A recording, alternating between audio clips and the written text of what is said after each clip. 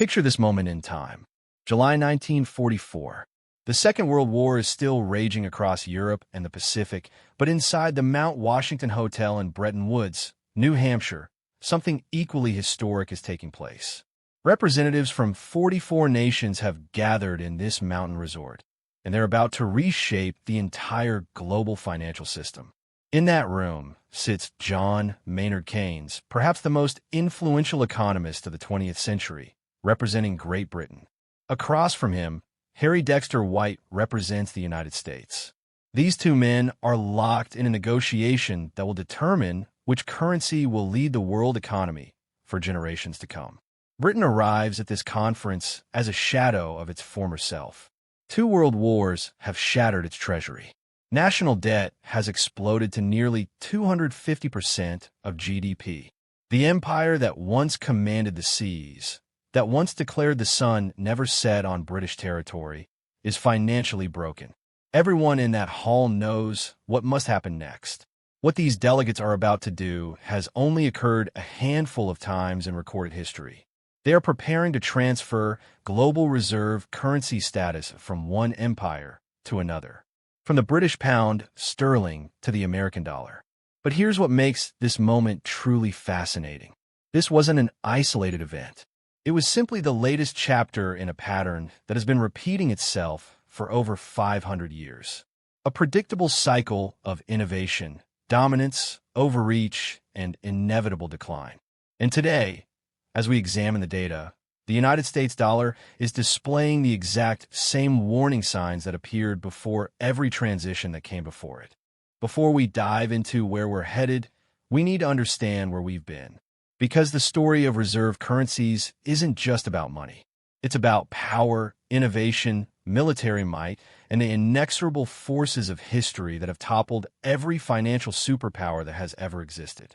Over the past 5 centuries, 5 major currencies have held reserve status. The Portuguese Real, Spanish Silver, the Dutch Guilder, the British Pound Sterling, and the United States Dollar. Each followed remarkably similar trajectories. Each lasted between 78 and 220 years, with an average lifespan of approximately 95 years. Here's where it gets interesting. The US dollar has now served as the world's primary reserve currency for 81 years since Bretton Woods. We're approaching the historical average, and the signs of transition are everywhere once you know what to look for. Every reserve currency in history has moved through 4 distinct stages. First, the rise, driven by some form of revolutionary innovation. Second, the peak, where dominance seems absolute and permanent. Third, overextension, marked by unsustainable military commitments and mounting debt. And fourth, the collapse, where trust evaporates and power shifts elsewhere. Let's examine each empire in detail, because their stories aren't just history. They're a roadmap to understanding what might happen next. Our story begins in the mid-15th century with a small kingdom on the edge of Europe that would briefly become the center of the world economy. Portugal. In 1450, something unprecedented happened. The Portuguese real became the world's first true global reserve currency.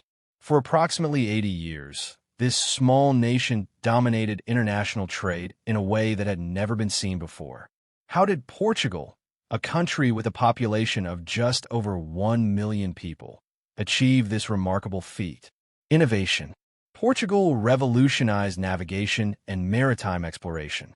While other European powers were still hugging coastlines, Portuguese navigators were charting the open ocean. They developed the caravel, a ship design that could sail against the wind. They refined the astrolabe and improved cartography. They essentially invented modern naval exploration. This technological advantage came at a perfect moment. In 1453, Constantinople fell to the Ottoman Empire. The ancient Silk Road routes to Asia, which European merchants had relied on for centuries to obtain spices, silk, and other luxury goods, were now controlled by hostile powers. The prices of Eastern goods skyrocketed. European kingdoms desperately needed an alternative. Portugal found it. Portuguese explorers, starting with Henry the Navigator's expeditions down the African coast, gradually mapped a sea route around Africa. In 1498, Vasco da Gama completed the first voyage from Europe to India by sea, opening a direct maritime connection to Asian markets. Suddenly, Lisbon transformed from a provincial port into the trading capital of the world. Ships arrived laden with spices from India, silk from China, and gold from Africa. The Portuguese real was accepted from Europe to Asia because Portugal controlled the most valuable trade routes on earth. At its zenith, the Portuguese Empire stretched across 4 continents. They established outposts in Brazil, multiple locations along the African coast, trading posts in India, including Goa, positions in Malaysia, connections to Japan, and even secured Macau as a gateway to Chinese trade. For a brief moment in history, this tiny kingdom punched far above its weight. But success contained the seeds of decline.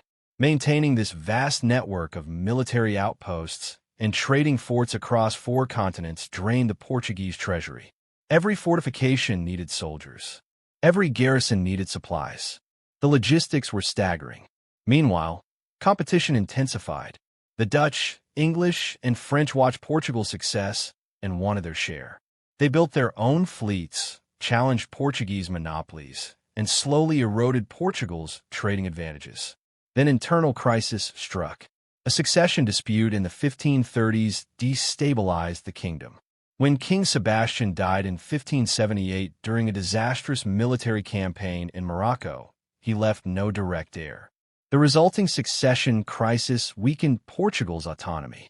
In 1580, Spain, Portugal's larger neighbor, absorbed Portugal into the Iberian Union under Philip II. The Portuguese real, which had dominated global trade for roughly 80 years, effectively disappeared as an independent reserve currency. The pattern had begun. As Portugal faded, Spain rose to take its place. And Spain's dominance was built on something different than Portuguese navigation. It was built on the largest concentration of precious metal the world had ever seen. In 1545, Spanish conquistadors made a discovery in the Bolivian Andes that would reshape the global economy. At an altitude of over 15,000 feet, they found a mountain that appeared to be made of silver. Cerro Rico, the rich mountain located in Potosí. The scale of this silver deposit was almost incomprehensible. Between 1575 and 1635, Potosí produced nearly half of the world's entire silver supply. At its peak, Potosí was one of the largest cities in the world, with a population exceeding 200,000 people, all there to extract silver from this single mountain. Spain minted coins directly in Potosí, marking them with the letter P. These became the famous Spanish dollars, or pieces of 8. Each coin contained a standardized amount of silver, making them reliable and trusted. The Spanish dollar became the first truly global currency. It circulated throughout Europe, Asia, and the Americas. Chinese merchants accepted Spanish silver. Indian traders used it. It even became legal tender in the United States until 1857, long after Spanish power had faded. Spain's monetary dominance lasted approximately 110 years, from the 1530s through the 1640s. For over a century, Spanish silver was the closest thing the world had to a universal currency. But once again, success bred overextension. King Charles I, who ruled both Spain and the Holy Roman Empire, fought constant wars across Europe. He borrowed heavily to finance military campaigns against France, the Ottoman Empire, and Protestant German states. When he abdicated in 1556, he left his son Philip II with a staggering debt of 36 million ducats and an annual deficit of 1 million more. Philip II defaulted on Spain's debts not once, but 4 times. In 1557, 1560, 1575, and 1596, Spain declared bankruptcy.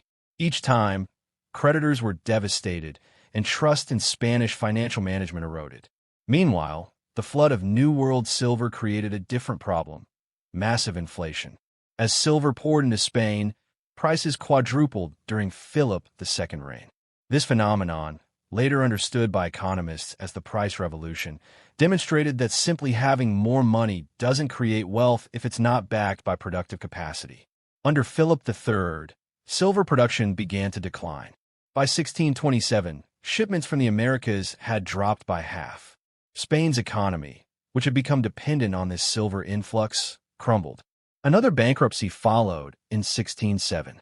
By 1641, the Iberian Union collapsed. Portugal regained independence. Spain's golden age was over. Its monetary dominance had ended. A new financial power was rising in Northern Europe, the Dutch Republic. In the 17th century, Amsterdam became what London would later become in the 19th century and what New York is today, the undisputed financial capital of the world. The Dutch guilder, backed by unprecedented financial innovation, emerged as Europe's de facto reserve currency from approximately 1640 to 1720, roughly 78 years of dominance. But the Dutch Republic's rise to financial supremacy wasn't based on military conquest or resource extraction like Portugal and Spain. Instead, the Dutch invented modern finance itself. Consider what they created. In 1602, the Dutch East India Company became the world's first publicly traded company. Investors could buy shares and trade them on the Amsterdam Stock Exchange, the world's first official stock exchange. This innovation allowed the Dutch to raise enormous amounts of capital for trading expeditions. They developed marine insurance, protecting merchants against the risks of long-distance trade. They created acceptance credit, an early form of commercial paper that allowed merchants to conduct business without physically transporting gold and silver. They pioneered the use of bills of exchange for international payments. The Bank of Amsterdam, established in 1609, became the model for central banking. It offered something revolutionary: reliable, trustworthy international payments. Merchants knew that deposits in the Bank of Amsterdam were secure and could be transferred efficiently. This trust was more valuable than gold. At its peak, the Dutch guilder accounted for more than a third of all international transactions. Dutch merchants dominated global trade in spices, textiles, and commodities. Amsterdam was the clearinghouse where prices were set and contracts were made. The Dutch Republic also demonstrated something important. You didn't need to be a large country to wield financial power. The Netherlands was small in territory and population compared to France or Spain, but its financial sophistication gave it outsized influence. Yet even the Dutch couldn't escape the pattern. Military overreach proved their undoing. The Dutch fought a series of wars against England over trade and maritime supremacy. The four Anglo-Dutch wars stretched from 1652 to 1784, draining Dutch resources. The final war, from 1780 to 1784, was particularly catastrophic. Britain, rising as a naval power, systematically attacked Dutch trade routes and colonies. The cost of defending a global trading empire became unsustainable. The Dutch East India Company, once the most powerful corporation in the world, collapsed under the weight of its military commitments. By the late 1700s, Dutch financial dominance had ended. The guilder remained a regional currency, but global leadership had shifted across the North Sea to Britain. The British pound sterling achieved something no other reserve currency has matched: longevity. From approximately 1720 to 1944, over 200 years, the pound ruled global trade. Britain's rise combined multiple advantages. First, geography. As an island nation, Britain could build a powerful navy without maintaining large, standing armies. Second, the Industrial Revolution. Britain transformed manufacturing, transportation, and communication technologies. Steam power, railways, telegraphs. These innovations gave Britain enormous productive capacity. Third, empire. At its height, the British Empire controlled roughly a quarter of the world's landmass and ruled over 458 million people, a fifth of humanity.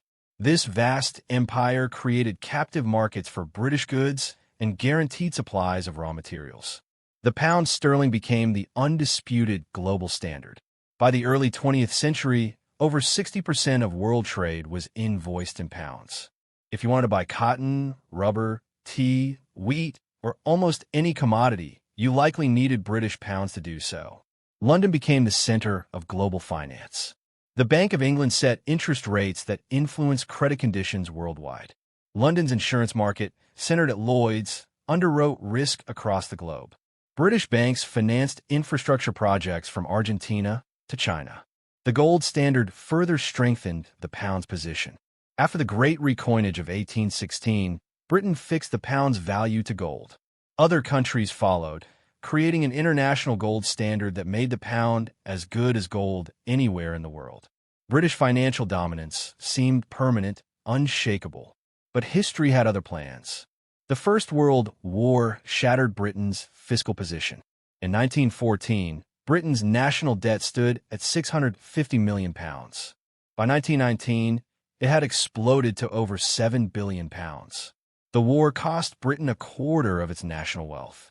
The Second World War was even more devastating. Britain fought for the survival of democracy, but the price was bankruptcy. By 1945, government debt reached 270% of GDP. Britain had won the war, but lost its financial crown. American loans kept Britain afloat, but those loans came with conditions. The United States was now the creditor, and creditors set terms. Which brings us back to that meeting in New Hampshire in July 1944. Over 700 delegates gathered at the Mount Washington Hotel. Their mission: rebuild the international monetary system and prevent the competitive devaluations and trade wars that had worsened the Great Depression. The negotiations were led by two brilliant economists with different visions. John Maynard Keynes wanted to create an international currency called the Bancor, which would be used for trade between nations. This would prevent any single country from dominating the system. Harry Dexter White, representing the United States, had a different plan: tie all currencies to the dollar and tie the dollar to gold. This would make the dollar, in effect, the new global standard. Britain, desperate for American economic support to rebuild after the war, had limited negotiating power. The American plan prevailed. The Bretton Woods Agreement created several institutions that still exist today. The International Monetary Fund would monitor exchange rates and provide emergency loans. The International Bank for Reconstruction and Development, now called the World Bank, would finance post-war reconstruction and development projects. But the core of the system was simple. Every major currency would fix its exchange rate to the U.S. dollar, and the U.S. would convert dollars to gold at $35 per ounce. The dollar had become the world's reserve currency. For nearly 3 decades, this system worked. The U.S. had emerged from World War II as the only major industrial power with its infrastructure intact. American factories produced half the world's manufactured goods. The U.S. held 2/3 of the world's gold reserves. But by the late 1960s, cracks appeared. The Vietnam War and President Johnson's Great Society programs created large budget deficits. Foreign central banks, particularly France under Charles de Gaulle, began exchanging their dollars for gold, draining U.S. gold reserves. On August 15, 1971, President Richard Nixon made a shocking announcement. The United States would no longer convert dollars to gold. The Bretton Woods system was dead. Many predicted the dollar would collapse. It didn't. Instead, it found a new anchor. In 1973, OPEC imposed an oil embargo that quadrupled petroleum prices and caused economic chaos in the West. But from crisis came opportunity. The United States negotiated a deal with Saudi Arabia, the world's largest oil exporter. The terms were straightforward. Saudi Arabia would price and sell its oil exclusively in U.S. dollars. In exchange, the U.S. would provide military protection and sell advanced weapons to the Saudi kingdom. By 1975, every OPEC member had agreed to the same arrangement. The petrodollar system was born. This was genius from an American perspective. Every country needs energy. Every country needs oil. Therefore, every country needs dollars. This created artificial global demand for dollars that had nothing to do with America's domestic economic strength. The petrodollar system allowed the United States to run budget and trade deficits that would have destroyed any other nation's currency. When the U.S. government spent more than it collected in taxes, it issued treasury bonds. Foreign countries, flush with dollars from selling oil, goods, and services, bought those bonds. The money flowed back to America. For decades, this system seemed unassailable. At its peak in 2000, Over 70% of global foreign exchange reserves were held in U.S. dollars. The dollar was used in roughly 90% of foreign exchange transactions. But nothing lasts forever. And today, the signs of transition are unmistakable. Let's look at the data. By 2024, the dollar's share of global foreign exchange reserves had fallen to 57.8%. Still dominant, but declining. That's a drop of over 12 percentage points from the peak. Foreign ownership of U.S. Treasury securities has declined dramatically. During the 2008 financial crisis, foreign investors held over 50% of all Treasury debt. By early 2025, that figure had fallen to just 30%. Foreign central banks are reducing their dollar holdings. Meanwhile, alternatives are emerging. The BRICS nations, Brazil, Russia, India, China, and South Africa, have expanded to include Egypt, Ethiopia, Indonesia, Iran, and the UAE. Together, these countries represent roughly 40% of the world's population and a quarter of global GDP. These nations are building financial infrastructure that bypasses the dollar entirely. The BRICS Bridge Payment Network, under development, would allow member countries to settle trade using central bank digital currencies. No dollars required. China has been particularly aggressive in promoting alternatives. The petro-yuan allows countries to buy Chinese oil in yuan rather than dollars. The Belt and Road Initiative finances infrastructure in developing countries using yuan-denominated loans. The cross-border interbank payment system provides an alternative to SWIFT, the dollar-based international payment network. Russia, after being cut off from SWIFT following its invasion of Ukraine, accelerated its de-dollarization efforts. It now settles most of its trade with China, India, and other partners in non-dollar currencies. Even traditional U.S. allies are hedging. The European Union has discussed creating a more independent financial system. Gulf states are diversifying their currency reserves. Perhaps most concerning is America's fiscal position. As of March 2025, U.S. public debt stood at $29 trillion, with another $7.4 trillion in intergovernmental holdings. Total debt, $36.4 trillion. That's 124% of GDP. Interest payments on this debt are consuming an ever larger share of the federal budget. If interest rates rise significantly, those payments could become unsustainable. And here's the historical pattern again. Portugal, Spain, the Netherlands, and Britain all experienced crushing debt loads before their currencies lost reserve status. Each empire overextended militarily while their domestic economies struggled. The United States maintains approximately 900 military bases in 130 countries. The costs are staggering. The wars in Iraq and Afghanistan alone cost over $8 trillion, according to some estimates. Let's return to those 4 stages and see where the dollar stands. Stage 1, the rise. This happened between 1944 and 1971. The U.S. emerged from World War II as the dominant industrial and military power. The Bretton Woods system formalized dollar dominance. Innovation in manufacturing, technology, and finance drove American economic supremacy. Stage 2, the peak. From 1971 through the early 2000s, dollar dominance seemed absolute. Even after the end of the gold standard, the petrodollar system maintained global dollar demand. Over 70% of reserves were held in dollars. American financial markets were the deepest and most liquid in the world. Stage 3, overextension. This is where we are now. Massive military commitments across the globe. Rising national debt relative to GDP. Persistent trade deficits. The productive capacity that once made America dominant has partially shifted to Asia. Manufacturing has declined as a share of GDP. Income inequality has grown, creating domestic political instability. Stage 4, collapse. This is the unknown future. When will it happen? How fast? What will replace the dollar? History suggests several possibilities. The transition from one reserve currency to another has never been instantaneous. Even Britain's decline took decades. The U.S. overtook Britain economically after World War I, but the pound remained the dominant reserve currency until after World War II. It was a long transition period.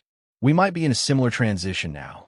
China's economy rivals America's in purchasing power parity, but the yuan represents only about 3% of global reserves. There's a gap between economic size and financial influence that takes time to close. Several scenarios are possible. Scenario 1. Gradual American decline. Similar to Britain's trajectory, the dollar slowly loses market share over several decades. American economic growth lags behind rising powers. Budget deficits become harder to finance. Eventually, in 30 or 40 years, the dollar is just one of several major currencies rather than the dominant reserve currency. Scenario 2. Sudden crisis. Similar to the Dutch collapse, a financial crisis or geopolitical shock triggers a rapid loss of confidence. Foreign central banks dump treasury bonds. The dollar plummets. Capital flees the United States. This would be chaotic and potentially catastrophic for the global economy. Scenario 3. Multipolar future. Instead of one reserve currency replacing another, the future sees multiple reserve currencies. The dollar, euro, yuan, and perhaps digital currencies all play significant roles. No single country has the dominance the U.S. once enjoyed. Power is distributed. Scenario 4. Digital disruption. Cryptocurrency or central bank digital currencies fundamentally change how reserve currencies work. The concept of a national currency serving as the global standard becomes obsolete. This is the most speculative scenario, but technology has disrupted every other industry. Each scenario has different implications for investors, businesses, and nations. For ordinary people, the end of dollar dominance could mean several things. If you hold dollars, their purchasing power internationally might decline. Foreign goods would become more expensive. Travel abroad would cost more. On the other hand, American exports might become more competitive. If the transition is managed poorly, it could trigger inflation, financial instability, or even economic depression. If managed well, it could simply mean a rebalancing of global power toward a more multipolar world. What do we learn from the 5 empires that came before? First, reserve currency status is not permanent. Every empire believed its dominance would last forever.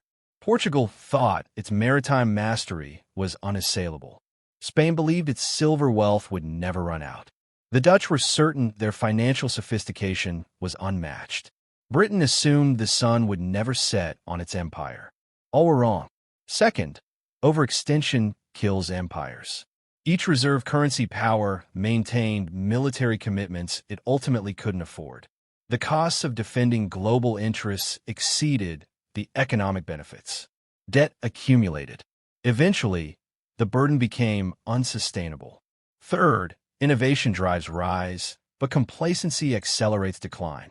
Portugal rose through navigation. Spain through resource extraction. The Dutch through financial innovation. Britain through industrialization. America through post-war manufacturing dominance. But in each case, other nations eventually caught up and surpassed them. The initial advantage wasn't permanent. Fourth, debt matters. Every empire that lost reserve currency status was drowning in debt. Portugal was overextended. Spain defaulted repeatedly. The Dutch bankrupted themselves in wars. Britain emerged from 2 world wars financially broken. The pattern is clear. Fifth, rivals are always rising. While Portugal dominated, Spain was exploring the Americas. While Spain ruled, the Dutch were inventing modern finance. While the Dutch prospered, Britain was industrializing. While Britain reigned, America was building. Today, while America still leads, China is rising and other powers are positioning themselves. These grand cycles of history aren't just about currencies and trade balances. They're about people, real people whose lives are shaped by these forces. When Portugal's empire faded, families who had built their fortunes on the spice trade saw their wealth evaporate. When Spanish silver flooded Europe, ordinary workers found their wages bought less and less. When Dutch finance collapsed, investors lost their savings. When Britain lost its empire, millions of people in former colonies gained independence, while British citizens saw their standard of living stagnate.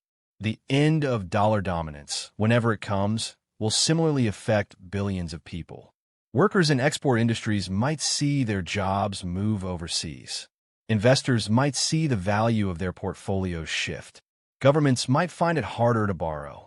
International tensions might rise as powers compete for influence. But history also shows that these transitions don't mean the end of prosperity for the former dominant power. Portugal is still a pleasant country. The Netherlands is one of the wealthiest nations per capita in the world. Britain remains an important economy and cultural center. Losing reserve currency status doesn't mean collapse into poverty. It means adjustment, change, and the need to compete on more equal terms with other nations. So what does this leave us? The pattern is clear. 5 centuries of history show that reserve currency status follows a predictable cycle. Rise through innovation, peak through dominance, overextension through military commitments and debt, collapse through loss of trust and emergence of rivals. The United States dollar is 81 years into its run as the global reserve currency. The historical average lifespan is 95 years. We're approaching the transition zone. The signs are everywhere. Declining reserve share, falling foreign ownership of treasury bonds, rising alternatives like the BRICS payment systems, mounting debt at 124% of GDP, overextended military presence with 900 bases worldwide. Does this mean the dollar will collapse next year? Next decade? Probably not immediately. These transitions take time. Britain's decline took decades. The same gradual shift may be happening now. What's certain is that nothing lasts forever. Every empire, no matter how powerful it seemed at its peak, eventually declined. Every reserve currency, no matter how dominant, was eventually replaced. History doesn't repeat itself exactly, but it certainly rhymes. The question isn't whether the dollar's dominance will end. History suggests it will. The question is when, how fast, and what comes next. Will it be a gradual transition to a multipolar world? A sudden crisis that reshapes everything? The rise of Chinese yuan dominance? Or something entirely new that we can't yet imagine? One thing is certain. We're living through a pivotal moment in economic history. Future students will study this era the way we study Bretton Woods or the collapse of the Spanish Empire. They'll analyze the data, the decisions, and the turning points. The cycle that began with Portuguese exploration in 1450 continues today. 5 empires have risen and fallen. 5 reserve currencies have dominated and declined. The American dollar is the 5th in this sequence. What will be the 6th? That's the story that's being written right now, in real time, through the decisions made by governments, businesses, and billions of people around the world. The only certainty is change. The only constant is the cycle. And if history is any guide, we're entering the final chapters of dollar dominance and the opening chapters of whatever comes next. Thank you for watching. If you found this analysis valuable, please like this video and subscribe to the channel. Share it with anyone interested in how economics, power, and history intersect. And let me know in the comments. What do you think comes next? Gradual decline? Sudden crisis? Multipolar world? I'd love to hear your thoughts. Until next time, remember, those who don't learn from history are doomed to repeat it. And those who do learn from history can at least see what's coming.